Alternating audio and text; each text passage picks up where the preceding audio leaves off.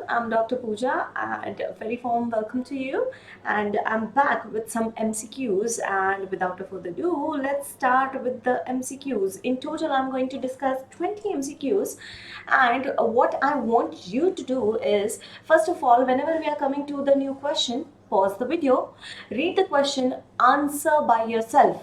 And whenever we are going to, obviously we are going to discuss the questions and what are the correct options, but yes, I want you to self analyze also, right? So let's start with the first question. Which of the following is not transmitted in the dorsal column? Now this is the CNS question, and this is a pretty common question, but yes, the MCQ, the options are a bit changed. Now if we talk in terms of the ascending track, we do have three ascending track. First is anterior tract, second is lateral tract, and third is dorsal column.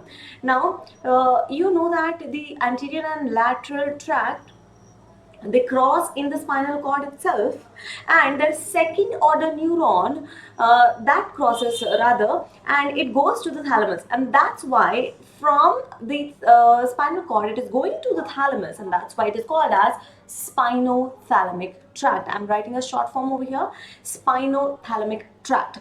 And the dorsal column, on the other hand, or it is also known as posterior column, on the other hand, it does not cross in the spinal cord itself. It will go first of all in the medulla, and then the second order neuron will cross from there, and that's why we cannot say that it's a spinothalamic tract, because this is still a first order neuron, right? So see over here, I have a diagram for you. On the left hand side we do have the touch receptors over here, and what you can see is the first order neuron entering via the dorsal column, and it is without crossing on the other side. It is doing what? It is going into the medulla. It is going into the medulla, and then it is terminating over there in the nucleus, right? And since we are looking over here at the leg, that means lower limb that we are looking at, and upper limb also, they are going to have some fibers, and they are also going to a nucleus. So we are having two nucleus over here, nucleus gracilis, and or we can say fasciculus gracilis and fasciculus cuneatus, right? Now they are going to give a second order neurons from there, and the second order neuron, as it is crossing, as soon as it crosses, it is going to form something known as medial lemniscus, and then it is going to go to the cortex, right? On the other hand, if you see the anterolateral tract, since they are having the common pathway, so we can call it them as anterior lateral tract. So you can see again they are entering via the dorsal column, since it is the ascending tract, right? Ascending, that is Bell-Medici law. Sensory tract always enter through the dorsal horn, right? And it is going to end over there. The first order neuron is going to end over there, and you can see that the second order neuron started in the spinal cord itself. The second order neuron is going to then cross over in the spinal cord itself. So you can see over here the second order neuron is crossing in the spinal cord itself, and then it is ascending upwards, right? Either they can cross in the same segment, or in some books it is written that they can cross 2 to 3 segments above, but it is going to cross in the spinal cord itself, right? That is nothing but your anterior tract or anterolateral spinothalamic tract. Now, how to remember which sensations they are going to carry?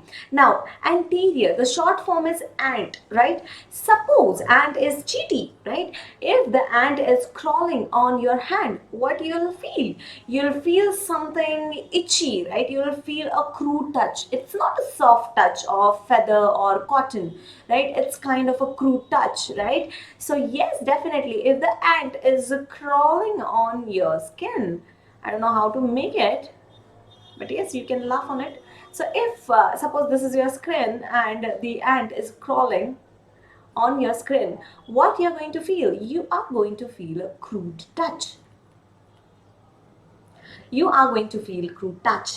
With that, you are also going to feel itchiness. So itch is also carried by the anterior tract.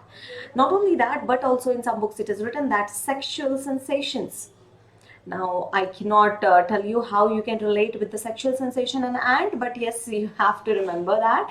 So yes, sexual sensation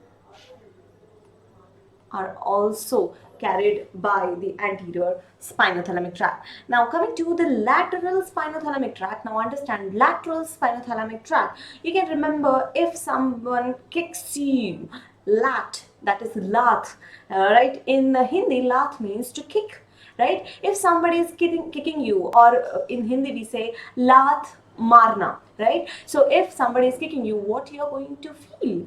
You are going to get angry, right? And you are definitely going to feel pain first, and yes, you will be red hot in the anger. So yes, the temperature and pain is carried by the lateral spinothalamic tract, right? And what about the dorsal one? Rest all of the sensation, they are carried through the dorsal column, right? So let's see what are the options. See, now what they are asking is which of the following is not transmitted by the dorsal column. Now understand, vibration sense, yes, we did not discuss that in the anterior or lateral, and what we said, all other sensation except what things? Crude touch, itch, sexual sensation, pain and temperature, everything is carried by the dorsal column. Now what are the sensation which are carried by the dorsal column? Vibration, then pressure, stereognosis, graphesthesia, fine touch, all of them are carried, even the proprioception, that is nothing but the position sense, this is also carried by the dorsal column. So yes, vibration sense is carried by the dorsal column, yes, the position sense is carried by the dorsal column, not the crude touch, but yes, the fine touch is also carried by the dorsal column. What they're asking is which one is not transmitted, and we know that the itch sensation is carried by the anterior tract or anterior spinothalamic tract. So correct answer over here is option C. Let's move on to the next question. The oxygen taken up by the lungs is 200 ml per minute. Oxygen concentration in the sample taken from the systemic and pulmonary artery. Now understand, systemic and pulmonary artery. Systemic artery is going to carry oxygenated blood. So oxygenated blood is having the oxygen concentration of 0.2 ml per ml.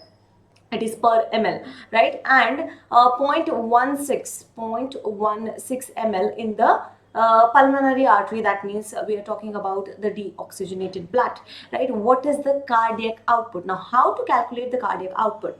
Now we know that how much oxygen is taken by the lungs, 200 ml per minute.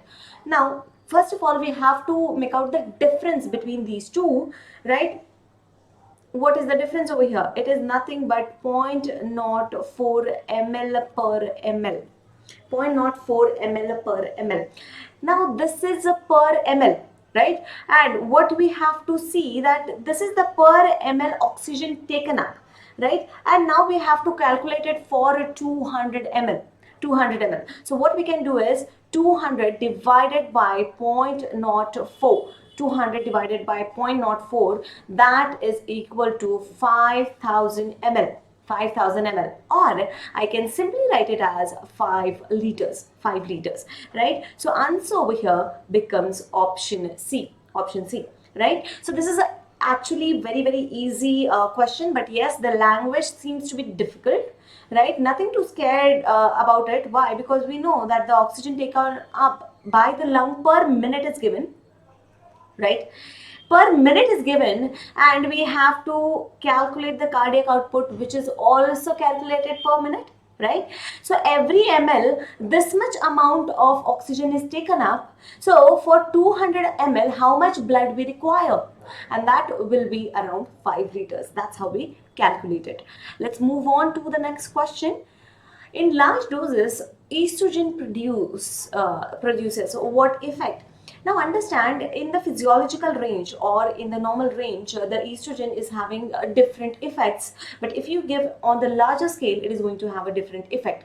Now let's see one by one what are the options. Act directly on the hypothalamus and anterior pituitary to inhibit the gonadotropin secretion.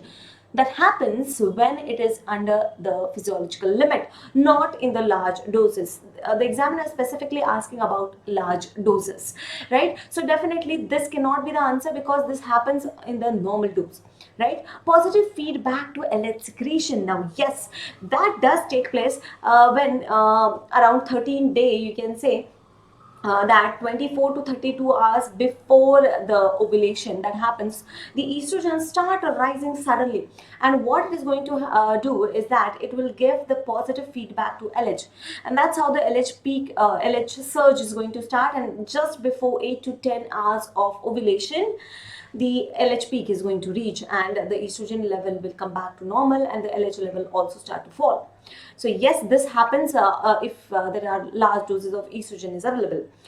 Inhibit secretion of FSH, inhibits the secretion of LH. Now these two also happens when the estrogen levels are under the physiological limit, not at the large doses. But if you give large doses, it is seen that it is going to give a positive feedback to LH, and that's how we use this treatment for if we want to, produce the ovulation in the female also, right? So answer over here is option B.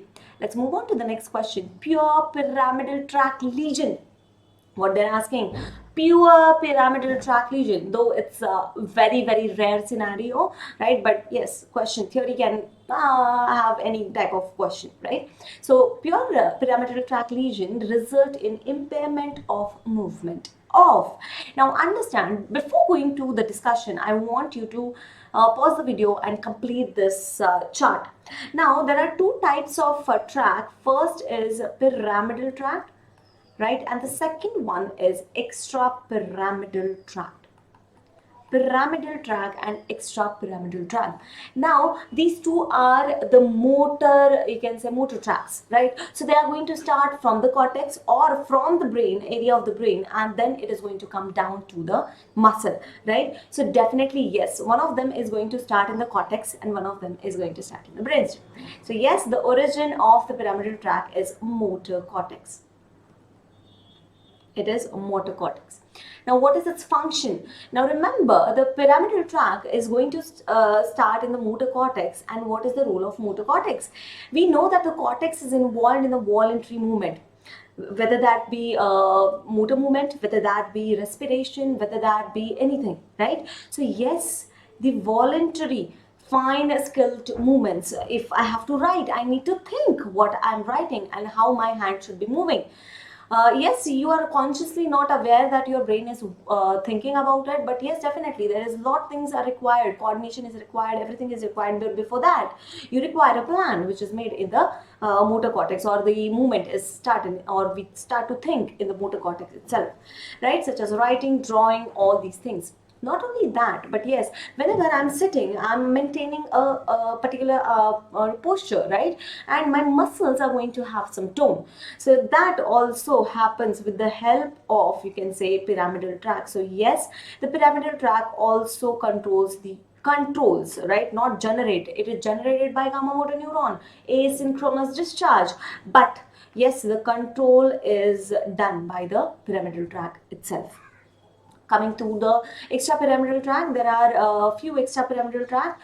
The origin is in the brainstem nuclei. Now, if the origin happens or it occurs at a red nucleus, then we are going to call that tract as rubrospinal tract. Red is rubro, so I'm going to call it as rubrospinal tract. Right? If it is starting at the superior colliculus, then I'm going to call it as tectospinal tract. If it is starting at vestibular nucleus, I'm going to call it as vestibulospinal tract, since it is coming from the vestibular nucleus towards the spinal cord. And if it is starting at the reticular formation, I'm going to call it as reticulospinal tract. Now, what is the function of this extrapyramidal tract? Now, understand, one is doing the voluntary movement, and another definitely tone, balance, posture, gait. Whenever you walk, you can chat on the phone also, right? You can read also, right? Better option. So yes, that happens. The gait, you're walking, that means you're maintaining a particular amount, a particular type of gait, but you're not consciously thinking about it, right? So yes, that is something involuntary. So involuntary gross movement, they are controlled by the extrapyramidal tract, mainly via the gamma motor neuron, right? So yes, so what we learn, or what we got to know, that the fine skilled movements, they are done specifically by the pyramidal tract, right? Now if you take the options over here, head movement, you must have read about the vestibular ocular reflex. Suppose you are going in a bus or you are going in a train, the train moves. As the train moves, your body and as well as your neck and head movement occurs. But you're reading, you're focusing on the words. So if my neck moves that side, my eyes should be focusing and moving to the opposite side so that I can focus on those words, right? So in order to this thing to happen, we need a reflex, that is vestibular ocular reflex. Our vestibule, that is which is situated in our ear, that sends the signal what is the position of the neck, right? And where the book is kept, that is seen, or that is seen by my eyes. So I have to focus on that, right? So whenever I'm going to turn my head, or my head gets turned automatically because of any motion towards the left, but I want to focus on that word, my eyes automatically will move to the opposite side, that is they are going to move to the right, so as to focus on those words. So that is a reflex, that means it is happening automatically, your cortex is not involved. So that definitely pyramidal tract lesion will not impair this function. If we talk about shoulder girdle, that also happens whenever you have some posture, or you are walking, then your shoulder movement also occurs. So this is also kind of involuntary, right? Fingers, now writing, drawing, right, painting, all these things you do with the fingers, and whatever you do with the fingers, they mostly 99% of the time they are what? They are voluntary. Right? So yes, if the pyramidal tract lesion is there, the voluntary control will be gone, and yes, the impairment of those movements will take place. So yes, this can be the answer. And the trunk again is control of the trunk is involuntary, mainly tone and posture. So this cannot be the answer over here. So answer over here is option C, right? One more thing, that this question over here, the last question, large doses estrogen produces. Now understand, the genome mentioned it, that large doses, it can increase the LH by 300%. It is given in the reproductive system that it may increases the LH by 300% time of the normal concentration, right? So let's move on to the next question to it. A 69-year-old woman is admitted to the hospital with a substernal crushing chest pain. She is emergently moved to the cardiac catheterization lab, where she undergoes cardiac angiography. Angiography reveals that the diameter of her left anterior descending artery is 50% of the normal. If her blood pressure, LAD length, and the blood viscosity have not changed, that means everything is normal. With the following, which of the following represents the most likely change in the LAD flow from the baseline? So we have to know that what is the flow right now after the occlusion. So we are decreasing the length by half time, right? We have to apply the Poiseuille-Higgins law over here, and we know that the flow is equal to 1 upon R, and the R, we know that the R is nothing but 8 eta L by pi r raised to 4. 8 eta L by pi r raised to 4. But over here, we don't have to worry about that, and 1 upon R will be your flow, right? So we have to calculate the flow over here. Now we don't have to worry about blood viscosity and length. So these are gone. This is constant, so this is also gone. 8 is constant, so this is also gone. So what we need to calculate right now is the R is to 4, right? And when we are going to put this formula into the flow, it is going to get reversed. So R is to 4 will come upwards. Now, so that's why there is no need to change these things. So it will be like R is to pi R is to 4. So flow is equal to this. Yes, the pressure needs to be included in this.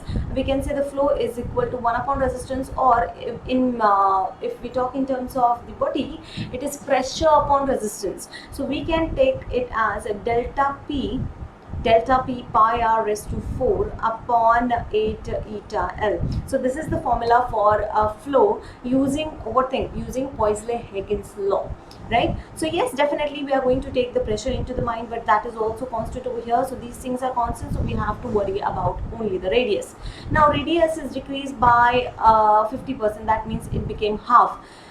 But we have to take care that it is not only the one thing that is going to affect, but also we remember that it is having fourth power.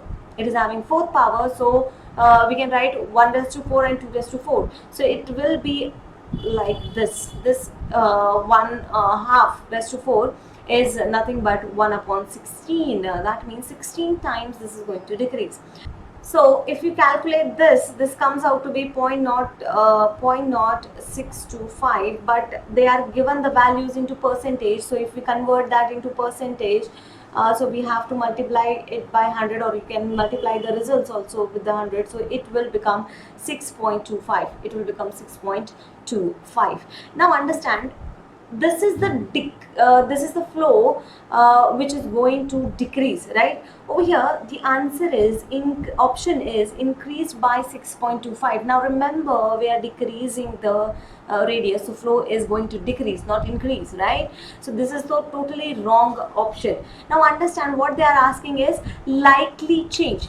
So this is the flow which is remaining inside the vessel or at that point, right? So that means if you have to calculate how much it is decreased by, so it is not going to increase. So this is not the this cannot be the right option, right? It is decreasing. So how much, by how much it is decreasing? This is not the flow which is decreasing. This is not the percentage which is showing the decrement, right? This is rather the whatever flow is remaining. So to calculate that, you have to do 100 minus 6.25, and that will come out to be 93.75. So yes, the answer over here is option C, right? It is a decrease by 93.75, and that's why only flow remaining at this point is 6.25%. Okay, let's move on to the next question with regard to the distribution of pulmonary flow. Which one is true, obviously? Now let's see one by one. Typically there is a zone at the apex that is not perfused. First of all, understand our lungs are triangular and they are not cylindrical. Plus the gravity is acting upon them, and whenever the position is not mentioned, you have to take it as standing or a sitting position, in which the gravity will be acting more towards the base, right, as compared to that of the apex. Now yes, in the apex there will be an area which is having less ventilation as compared to the base, but remember the perfusion will be very, very low as compared to the base. Okay, I'm comparing it to the base. But if you compare the ventilation and perfusion at the apex, the ventilation will be very, very high as compared to the perfusion at the apex itself. The perfusion will be very, very less, but that does not mean that it is not going to have any perfusion.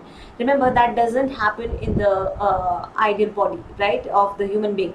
So yes, there will be a perfusion present, otherwise the tissue cannot survive, right? So this is wrong, that there is no such area where there is no perfusion. Now understand, you have to make the lungs survive also.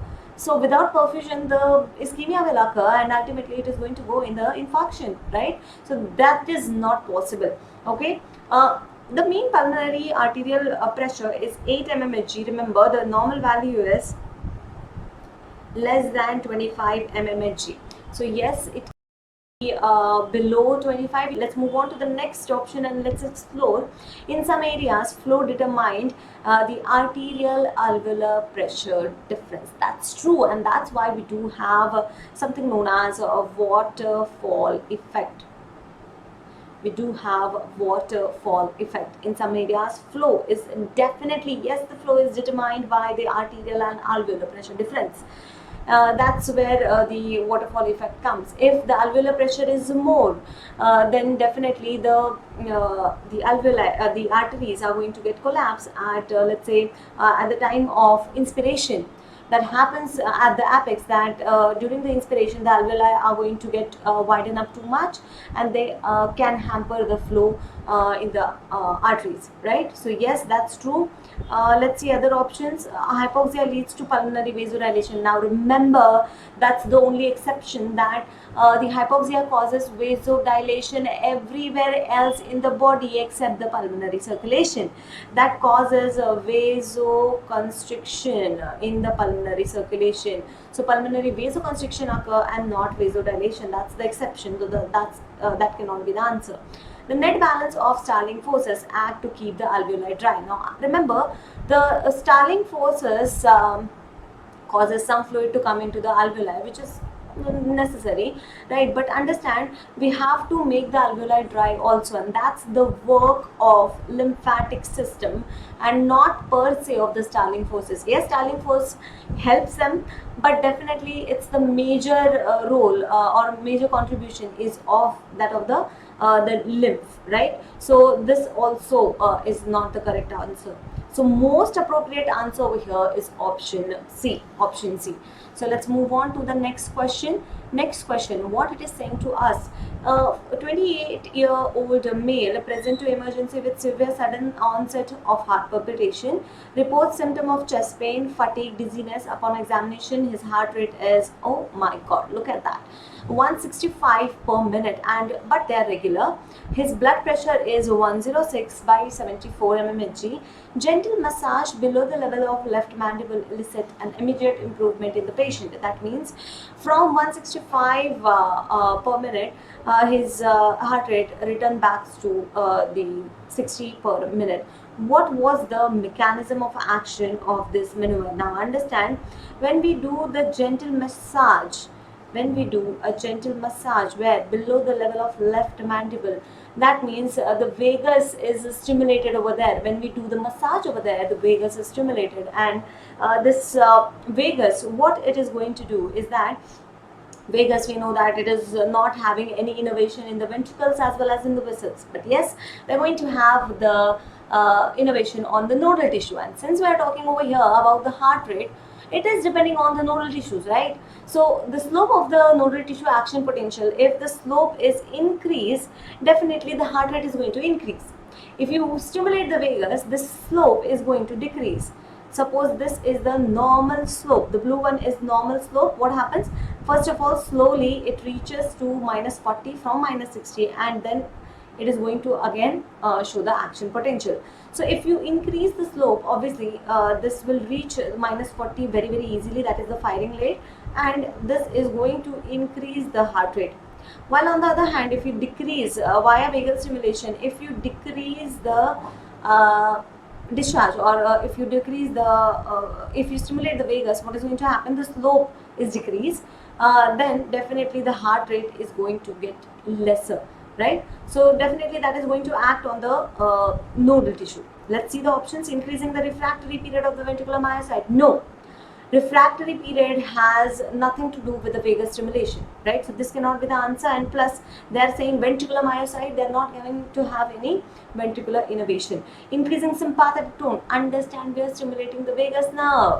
Parasympathetic tone is going to be increasing, right? Not the sympathetic. Decreasing the firing rate of carotid baroreceptor. Now understand, yes, that may happen, but that depends on whether the BP is increased or decreased, right? So we can say the BP is low. Yes, the baroreceptor are going to get less stimulated, but that has nothing to do with the massage, right, or the heart rate. It has to do with the stretching of those baroreceptors, since they are stretch receptors. So this cannot be the appropriate answer. Yes, this happens, because the BP is low, but this has nothing to do with the massage, and this has nothing to do with the answer. Slowing conduction in the AV node. That's true, that is going to take place. Why? Because AV node ultimately is going to decrease its slope, and that's why decreasing the heart rate also. So yes, this is a nodal tissue on which the vagus nerve is going to act. Next question, tabes dorsalis is usually caused by, this is a very direct question. Remember, tabes dorsalis is because of syphilis. It is because of syphilis. There is this is a one-liner answer, right? In the tabes dorsalis, what happens? This is the lesion, or this is the lesion to the dorsal column. Dorsal column, right? So definitely this is going to impair all the sensation which is felt or which is carried via the dorsal column, and that's why it is known as dorsalis, tabes dorsalis, right? So this is a very straightforward question. Spinal cord lesion, it is not nothing to deal with the spinal cord lesion, right? Syphilis causes dorsal column lesion. If there is a spinal cord lesion, understand anterior lateral tract will also be lesion. Deafferentiation, in that also, that means you are cutting down the afferents. That means we are cutting down the anterolateral tract afferent also. So not only dorsalis, but anterolateral will be gone too. Intramedullary tumor of the spinal cord, in that also the dorsal columns will be affected, but with that anterolateral column will be affected. So these are not the direct answers, or this is not the appropriate answers. Let's move on to the next question. The circuit shown below has an inflow pressure of 120 mmHg and outflow pressure of 40 mmHg. Okay, inflow is of 120, outflow is of 40. Resistance in each of 4 vessels is 2 mmHg per ml per minute. What is the total peripheral resistance in the circuit? So we just have to calculate the total peripheral resistance. Now let's see what is the diagram. See the diagram over here. If it is not clear, it's R1, R2, R3 and R4.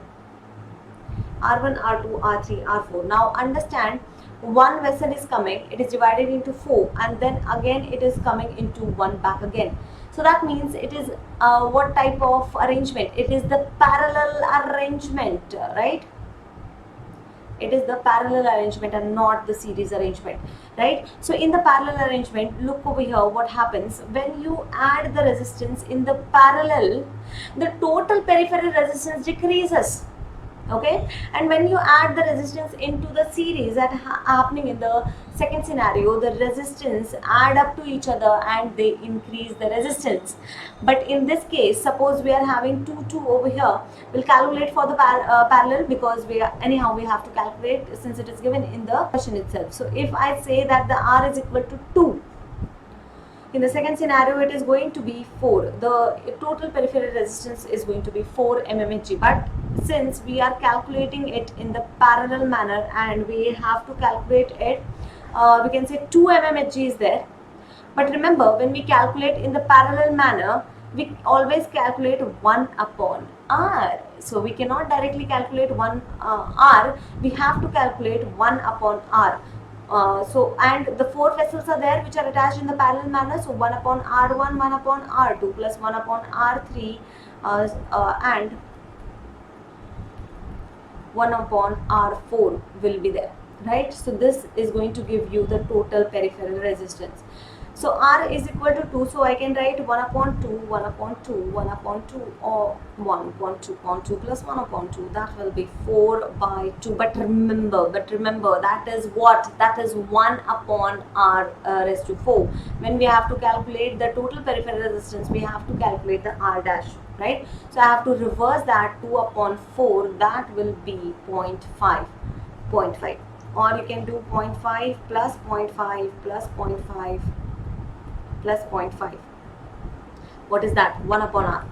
1 upon R is equal to 2, right? 1 upon R. If I have to do that reverse, that is R dash, if I have to calculate, that will be 1 upon 2, and that is nothing but 0.5, right? And that is nothing but 0.5. So over here we can say that it's a straightforward answer, right? Many students mistaken it. Why? Because it's not in the series here, and you're calculating 1 upon r, not the r dash, right? Some students also mark 8, right? Some students mark 4, but the answer over here, since it is in the parallel manner, the answer over here is nothing but none other than option D.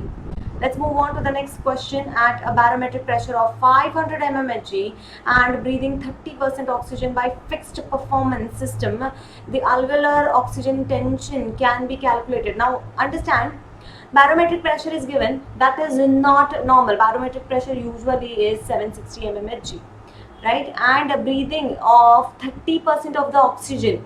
So the values are changed, so we have to consider other things also. Now for that, if you have to measure the alveolar oxygen tension, we have to know about the alveolar gas equation. Now what is the alveolar gas equation? That means we are calculating the alveolar oxygen. So PaO2 is equal to, in the bracket, P minus that is barometric pressure minus the water vapor pressure, right? Which is constant, pretty constant, but we have to know about FiO2 also, right? And then we have to subtract the PaCO2 upon the respiratory quotient, right? Now over here the respiratory quotient is not given, FiO2 is not given, and we cannot take it by ourselves. Why? Because he is not breathing at the ground level, right? So the right answer over here is not even not enough information, right? We do not know what is his RQ, since we do not know his diet. Now how to calculate the respiratory quotient? Since we are breathing 30% oxygen in the environment is 21%, right? Approximately 21%, and that too at the normal barometric pressure. We do not know at what rate the carbon dioxide is created. Now how to calculate the respiratory quotient? Respiratory quotient is calculated as the consumption of CO2, how much production of the CO2 occurred after using how much of, or how much uptake of oxygen is there, or how much consumption of oxygen is there, and how much production, using how much oxygen, how much carbon dioxide is produced. In a simple language, right? We are consuming certain amount of oxygen, and by the metabolism certain amount of carbon dioxide is present, right? Usually if we have to take, we can take it as 0.8, but since the person is not breathing normal oxygen and is not breathing the at a normal barometric pressure, so best answer over here is not even information. Which of the following is not a steroid? Now that's the easiest question. Now understand, my formula over here is that if you have to know steroid, you have to go with the fat soluble vitamins, right? And if there is not, they are not steroids, that means they are not fat soluble, right? First thing first. And then you have polypeptides. Usually the polypeptides ends in H, like LS, FSH, in example insulin, right? Ghrelin, oxytocin, they all are polypeptide. They are ending in the in, right? LS, FSH, even TSH, TRH.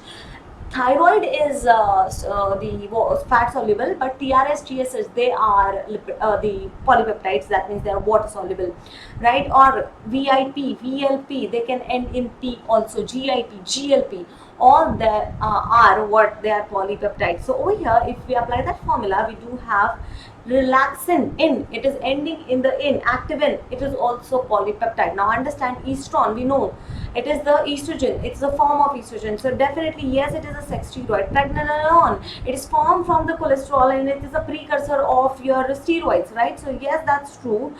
And ichiocolalone, and that is also one of the steroid, right? So if you apply a simple trick, that if the 99.9% of the time that trick works, that is if it is ending in the in H or P, definitely that is going to be polypeptide, and if it is a polypeptide, it cannot be steroid, right? So the answer over here is option B. Let's move on to the next question. The thirst is stimulated by thirst, increase in the plasma osmolarity and volume. Now understand, when the thirst is stimulated, that's true, that increase in the plasma osmolarity causes thirst. But remember, when the plasma osmolarity is increased, when that happens, when solvent is less, and the solutes are more, right? That means if you have more volume of blood, obviously that means solvent is more, right? So if the solvent is more, the osmolarity cannot be high.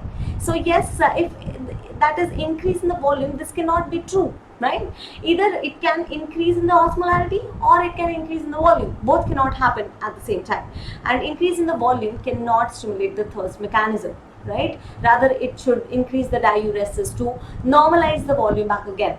Okay, so let's move on to the next option. And increase in the plasma osmolarity, that's true. We just now saw that whenever the increased plasma osmolarity is that means solutes are increasing, and now we have to put the water to make the osmolarity normal back again, homeostasis, right? And decrease in the plasma volume, yes, that's true. If you are decreasing the volume, that means you are decreasing the solvent, and less volume is there. You have to increase the blood volume back to normal.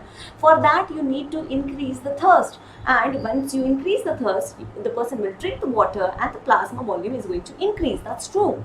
A decrease in the plasma osmolarity and increase in the HD and increase in the plasma volume. Now again I told you that increase in the plasma volume cannot increase the thirst mechanism. Rather it should increase the diuresis, because we have to maintain the volume, right? If you increase the thirst in the increased plasma volume, the person will drink more water and his plasma volume will be even more, which we do not want. We want to maintain the homeostasis, right? And decrease in the plasma osmolarity, that means diluted plasma osmolarity is there, diluted plasma is there.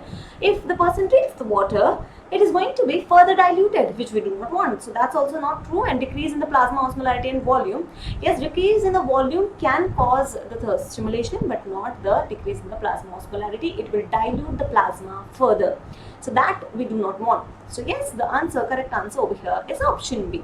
Let's move on to the next question. Puberty does not normally occurs in the human under the age of 8 years, because before that age, what takes place? Let's see what are the options over here. The tissues are unresponsive to the gonadal steroid. No, they're not. The tissues, if they are unresponsive, they will be unresponsive throughout, right? That we do not want, and that can cause the problems, right? So that we do not want. They are responsive, it's just that it is pulsatile stimulation which is not occurring, right?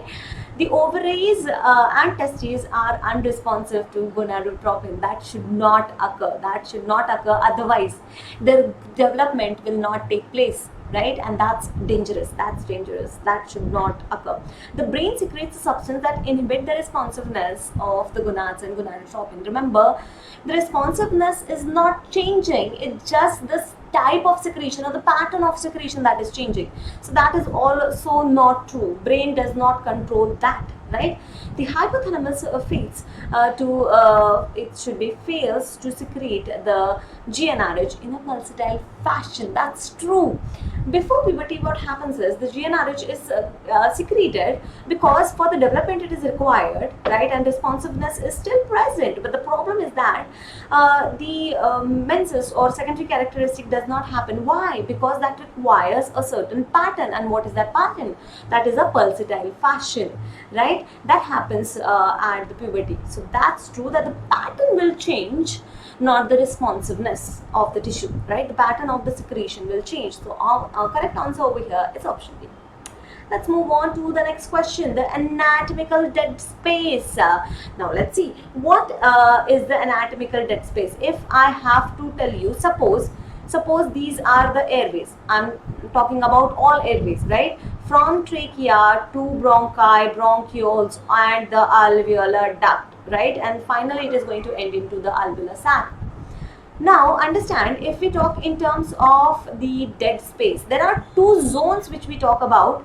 Suppose this is the airway from the trachea till the terminal bronchiole, T to T, right? That is, I always ask you to remember T to T, that is the trachea to terminal bronchiole, right? And suppose this is ending up over here, and from the respiratory bronchiole, let's see, from the respiratory bronchiole till what? Till the alveoli. There are two zones, right? If we talk in terms of trachea to terminal bronchiole, now understand what they do. It's just like they are there for the conduit. They don't have the property of exchange of the gases. They cannot cause the exchange of the gases, so definitely this is known as conducting zone. Why? Because they are there to just conduit from one area to another area. As I always give the example of the transport. Suppose you are having a factory of, let's say, biscuits or any product for that matter. You need to transport that product from the factory towards the sellers, shops, malls, right? For transportation, let's say from one city you are transporting it to the another city, you need some transportation. For example, you are transporting your product through the truck. That does not mean that truck is actually doing the exchange. The exchange will happen, that means the product will reach to the customers through the shops, right? Not through the truck itself. So that is just for the conducting from one area to another area. Similarly, in the trachea and bronchia, they are there to conduit the air from the atmosphere, from the nasal cavity towards the respiratory bronchiole and alveoli. But over here, when you come down towards the respiratory bronchiole and till the alveoli, what happens is the gas exchange take place. The gas exchange is going to take place, and that's why it is known as respiratory zone, or the transition of the gases occur. That means the oxygen goes from the alveoli towards the, let's say these are the blood vessel. From the alveoli, the oxygen will go into the blood, and from the blood, the carbon dioxide will go into the alveoli. So transition of the gases is taking place. So this is also known as transitional zone. This is also known as transitional zone, right? Respiratory zone, transitional zone, or the exchange of gases also take place over here. So this is also known as exchange zone, one and the same thing, right? So this is what the space is. Now understand, this space is filled with the air, but it is useless. Why? Because it is not causing any exchange, right? So that's why the amount of space which is taken by non-exchanged air, or in the conducting zone, that is known as, that space is known as dead space. That's known as dead space, and that is equal to 150 ml. 150 ml out of the tidal volume. If suppose the person is breathing normally, he is taking tidal volume normally is 500 ml. If you cut down the 150 ml, that means 350 ml is going to get exchanged. Now this 150 ml is known as dead space. Why? Because it is not contributing into the exchange, right? So let's see. The anatomical dead space varies with the minute ventilation. Now what is minute ventilation? If you convert the tidal volume is per breath, right? So if you convert that, let's say tidal volume into respiratory rate, so how much amount of air the person is taking per minute, or how much amount of air the air is entering into the lung of the person, that is nothing but minute ventilation. How much air causing the ventilation of the lung per minute, that is minute ventilation, and that's how you can calculate TV into the respiratory rate, that is nothing but MV. Now remember, TV will be constant, the dead space will be also constant, so it is not going to vary with the minute ventilation. Not at all it is going to vary with the minute ventilation, right? Now it is typically 150 ml, that's true. The dead space is 150 ml, and that's true. Will increase in the COPD. Now understand, this is not going to increase in the COPD. Why? Because the COPD is having the problem in the per se, if we chronic obstructive pulmonary disease is having the problem in the airways, that means per minute the less amount of volume is coming towards the alveoli, right? And he's having mainly problem into the expiration. In the later on stages, that happens that the air inside the alveoli is going to increase also, right? Below the obstruction it is going to increase, okay? And COPD patient is going to get symptomatic whenever he is having the problem below in the respiratory zone per se. Now remember, one thing is that dead space is definitely going to increase. The air which is not getting exchanged, we call it as dead space. But remember, if the dead space is increasing in this area, the area should not have the dead space, from the respiratory bronchiole to the terminal, the area, that is alveoli. But if it is having the dead space, we call it as alveolar dead space and not the anatomical dead space. Yes, the dead space is going to increase, but remember that is not anatomical dead space. In the COPD patient, we have increased alveolar dead space, so that's why this cannot be the answer. Next is alveolar minus pathological dead space. Pathological dead space is again alveolar dead space. It is total dead space minus alveolar dead space, not the alveolar dead space minus pathological. It should be physiological dead space minus alveolar dead space. That would have been the correct sentence. That becomes your anatomical dead space. Why? Because when we talk in terms of physiological dead space, there is only one type of dead space, that is physiological dead space. I'll just write DS for dead space. The formula becomes anatomical dead space plus alveolar dead space.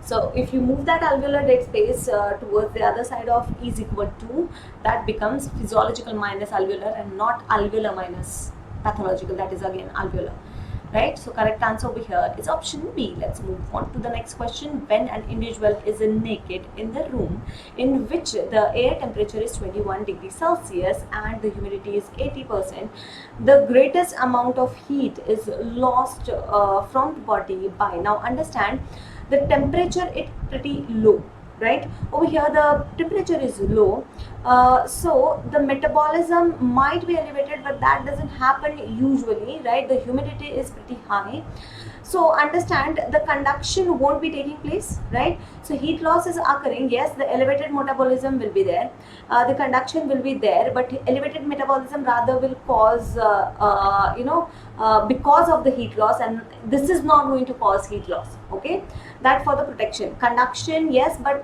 very minimal amount. Vaporization of sweat, my dear students, 21 degrees Celsius, there will be no sweating, right? So this cannot be the answer. Yes, you must be confused between conduction and radiation, but the humidity is high. Remember, the conduction will be very, very low, right? So the most greatest amount of heat is lost because of the radiation to the cold environment, right?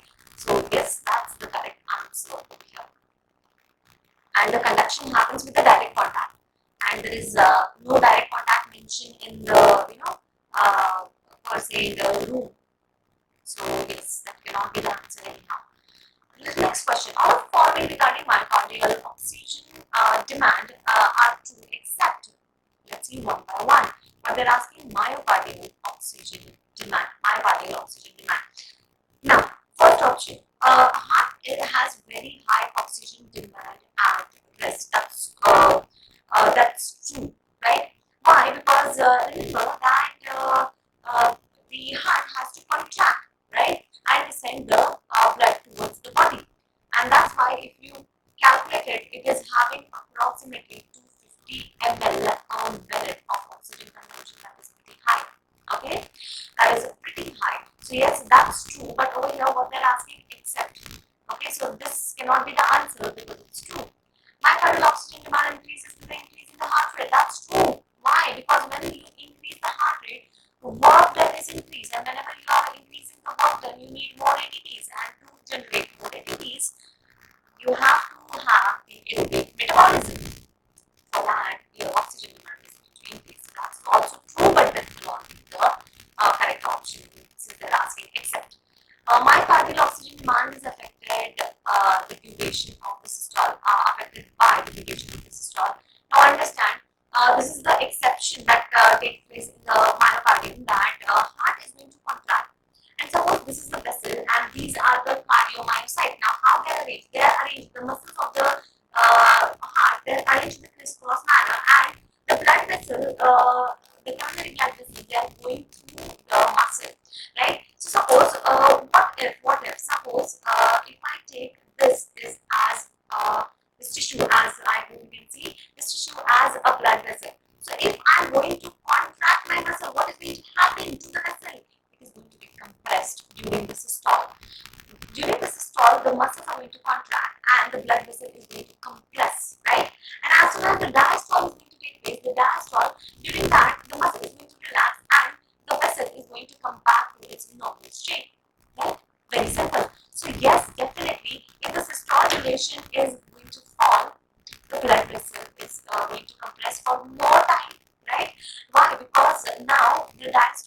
the systole is less, and definitely that will change the duration of the diastole also. And if the diastole more or less, definitely that is going to change the oxygen demand, right?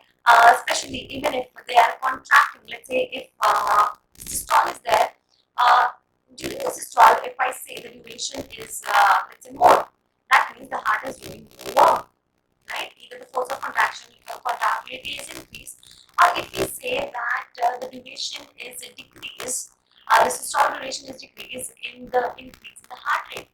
Remember, when both of the situations are there, either increase in the duration of systole, that means increase in the contractility, or decrease in the duration, that means heart rate is increased, the diastole is also going to decrease. Anyhow, the burden will be more, and definitely this is going to need more oxygen.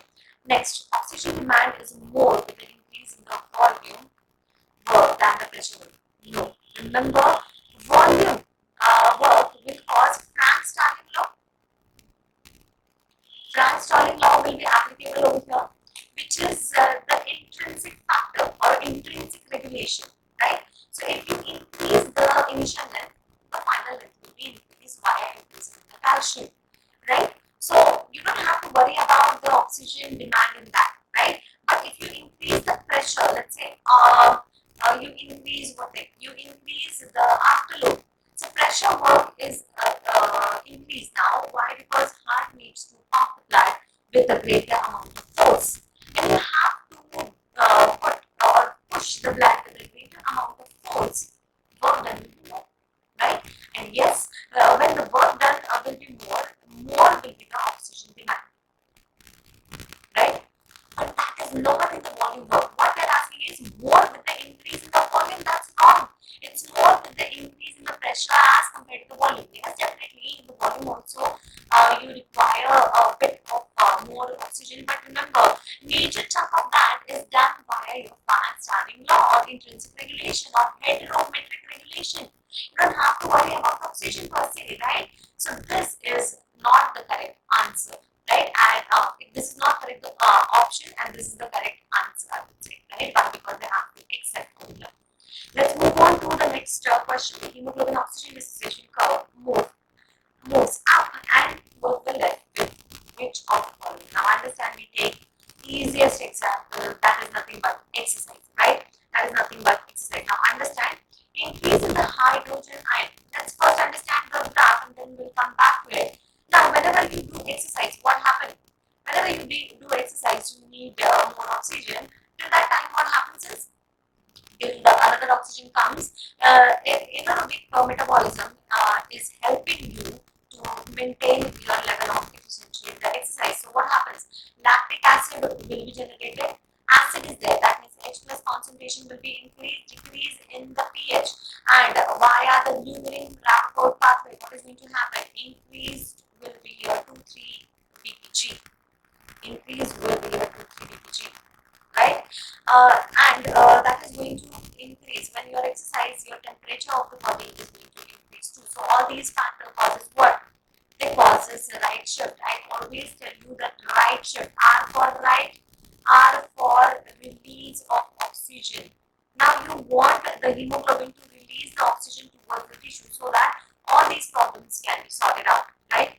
So that causes right shift, right? What about the left shift? The opposite things are going to cause left shift. Plus, the fetal hemoglobin, this is going to have alpha to gamma 2 chains instead of alpha to beta 2 chains, which are present in the hemoglobin A in the adults, right? So that's why the affinity of the hemoglobin towards the oxygen will be very, very strong in the HbF. So that is going to cause left shift. What we have to notice over here, what is going to cause the left shift. So, or if you do opposite things of all, that means decrease in the H plus ion, increase in the pH, decrease in the 2,3 ppg, or decrease in the temperature. All these things plus methemoglobin and the fetal hemoglobin, that is going to cause what? That is going to cause left shift with the decrease in the MCQ2, right? The same thing is given over here if you want any mnemonic. Why? Because some people they want mnemonic, right? In the exam time you get confused. So what you can remember, you remember cadet. Oxyhemoglobin dissociation curve shifts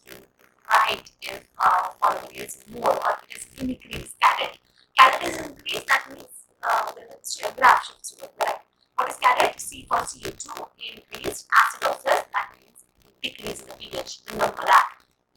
Then DPG, that is diphosphoglyceric acid, and E is exercise, T is temperature. Right shift, carried, right shift, carried, right shift, right? So you can remember that also. So let's go with the options. So let's find out what's the answer. Increase in the hydrogen ion concentration, just now we saw, that is going to cause the right shift and non-left shift. Acidosis, right, carried. Hypothermia, increase in the temperature, carried. T was temperature. The increase in the temperature causes right shift, not the left shift. If you do that first, that is hypothermia, that is going to cause the left shift. And they ask about left shift, that's true. Increase in the 2,3 DPG, carried. D for DPG, right? So that is going to cause the right shift again. High cardia, that means if you increase the carbon dioxide, that is also going to cause, since the metabolism is more, and when the metabolism is more, that means you need more oxygen, more should be the release, right? So hypercardia also going to cause right shift. That is also going to cause right shift. The correct answer over here is hypothermia. Hypothermia. Let's move on to the next disease. The following graph shows the relationship between arterial pressure and the blood flow. If the line in the center is normal, what does the one on the right indicates? Let's see that. So this was the graph which is given, right, in the question, that is normal. If we say that this is normal, we have to identify if we shift towards the right, what is going to happen. Now understand, on the x-axis you have arterial pressure and on the y-axis you have blood flow. As you are increasing the arterial pressure, the blood flow is increasing. That means, and if the graph totally in total is shifting towards the right, that means something positive is going on, right? The graph is shifting towards right, and we have to identify what is that. And this is the closing pressure, which is also changing, right? So whole total graph is shifted towards the right. That graph is taken from the Guyton per se. Here is that graph, right? And the typical graph is taken by the Guyton. Now you can see that if you activate the sympathetic system, obviously the blood flow is going to increase in the sympathetic system, right? So if you stimulate the sympathetic system, the blood flow is going to increase. Yes, the pressure might increase, right? Overall pressure is going to increase, except the exercising muscles. If you talk about exercising muscles, but they are having non-adrenergic, non-cholinergic. So in that case, the sympathetic system won't be acting. Why? Because it is non-adrenergic, right? So overall pressure is going to increase of the body, and so that is your sympathetic stimulation. Sympathetic inhibition, on the other hand, that is going to cause left shift. That is going to cause the left shift. Okay. So over here we know that this is nothing to do with the parasympathetic things, right? Why? Because that is going to have different relationship with the blood flow as far as the arterial pressure is concerned, right? So yes, the answer over here is sympathetic stimulation, since we are talking about the right shift. Okay, next question. The basic spinal reflex of the question. That is very easy answer. That is nothing but the stretch reflex, which is also known as deep attendant reflex. That is also known as myotactic reflex. This is also known as monosynaptic reflex. This is also known as low-tail reflex. So many names, right? So some people do have nicknames, a lot of nicknames, right? For friend it is different, for boyfriend, girlfriend it is different, family name is different, for in the friends it is different, with the best friends it is different, right? Documentary name is different. So similarly, the spinal cord, the spinal reflex, it is definitely having, especially specifically, it is having the different names. That is, whatever it is, they are asking by any name. That means they are asking about stretch reflex. Let's quickly discuss what is the stretch reflex. So whenever you are going to give the stretch to a muscle, the length of the muscle is going to increase. So whenever the length of the muscle is going to increase, what the body should do. Remember, according to homeostasis, the length should be decreasing. And when the length is going to decrease, whenever you are going to contract the muscle, right? So length should decrease. That is nothing but when the muscle contraction takes place. Muscle contraction takes place. How that is going to occur? Now, there are some receptors which sense the smell. And what is that receptor? That is nothing but muscle spindle. So nothing but muscle spindle. We can call them as length sensors. We can call them as length sensors, right? These length sensors sense the length that yes, whenever stretching the length is increased, now we have to decrease the length. Now what they are going to do? They are present where? They are present in the muscle itself, right? So there is no synapse yet now. Okay, whatever is happening till now is only happening in the muscle. As soon as you increase the length, the sensors are going to get stimulated. The sensors are going to go into the spinal cord, and what they are going to do? They are going to go through 1A and 2 fibers, sensory fibers, afferent fibers, right? And they are going to stimulate the alpha motor neuron. Let's write afferent fiber over here. Afferent nerve fiber, and that is going to stimulate the alpha motor neuron. As soon as alpha motor neuron is going to be stimulated, that is only one synapse that is going to occur whenever these sensors are going to sense the length. They are going to go via afferent into the spinal cord. Alpha 1, via 1A and 1B, they are going to go stimulate alpha motor neuron. Alpha motor neuron is stimulated, that is going to cause contraction. So that is the stretch reflex, right? So this is the simplest one, or this is the basic spinal reflex that is going to take place. Extensor reflex, that is not the basic one. Cross extensor is also whenever you give noxious stimulus, both of them they are whenever you give specific stimulus, that is not for the basic posture. Flexor is also basically they are related with the noxious stimulus, right? So let's move on to the next question. The Haldane effect refers to Haldane. Over here, L is coming. So what is the trick? Haldane means left shift. And left shift, whenever we talk about, we talk in terms of lungs. So remember, Haldane, lungs, left shift. Okay, so this is the mnemonic that you have to remember. In the left shift, what is going to happen? The oxygen hemoglobin binding is going to increase, right? And that actually help you to dissociate your oxygen from the alveoli, from the blood vessel into the alveoli. So remember, if you have, let's say this is your alveoli and this is your blood vessel. Whenever the oxygen hemoglobin affinity is increased, what happens is it helps the CO2 to get released from the artery and to go into the alveoli, right? So what we are actually helping, we are actually helping the carbon dioxide to dissociate from the hemoglobin so that there is a space available for oxygen to bind, right?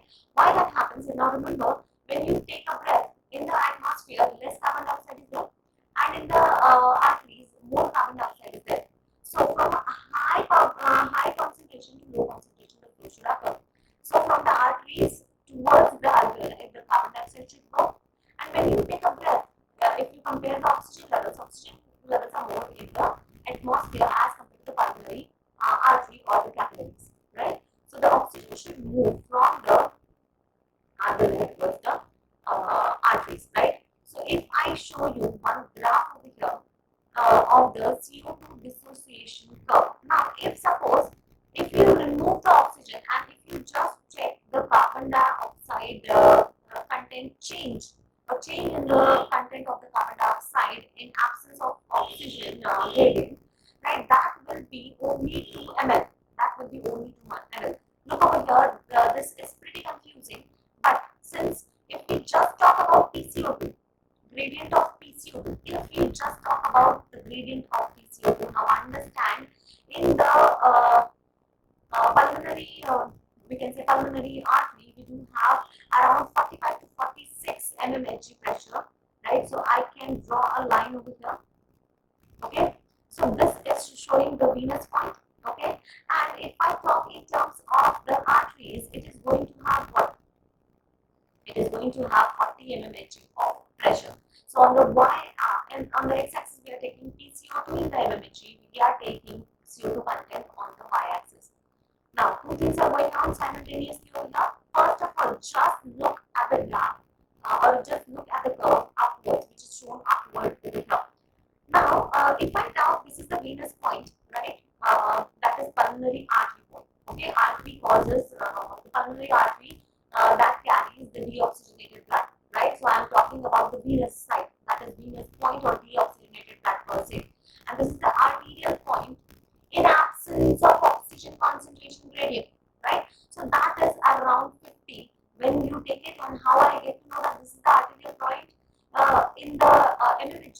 going to be 40 mmHg, that carbon dioxide partial pressure is going to be 40 mmHg at the arterial end. But that is in absence of oxygen. In the body that does not happen, right? In the body the oxygen is also present. So what happens? Suddenly, if you take this is the oxygenated PO2, let's say 100%. So venous point will be shifting towards the right. That is not going to happen at the venous point. This is going to be less, right? The oxygen will be less. So we just are concerned with the arterial.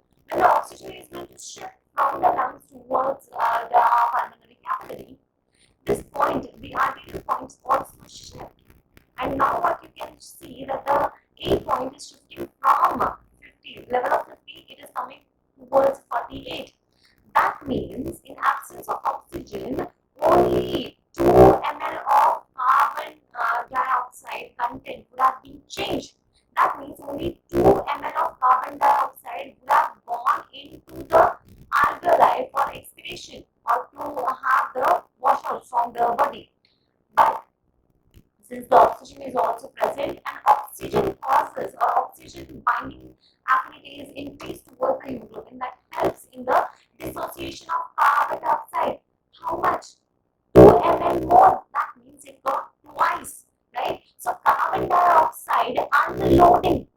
Unloading means it is detaching from the hemoglobin and going into the alveoli. The dissociation of the carbon dioxide is increasing. That too, how much? Double the amount. That happens in presence of oxygen, and that is nothing but, so that's why the venous to arterial, the arterial point shift over here, right? And this is known as the carbon dioxide dissociation curve, and this is given by Hayden, and this effect is known as Hayden effect, right? So this effect is known as Hayden effect. So let's see the options. The increased capacity and deoxygenated blood to carry the carbon dioxide. Increase the capacity of deoxygenated blood to carry the carbon dioxide. That's true, right? The dissociation is increased, and when it is going to go over the tissue, the affinity is going to increase, right?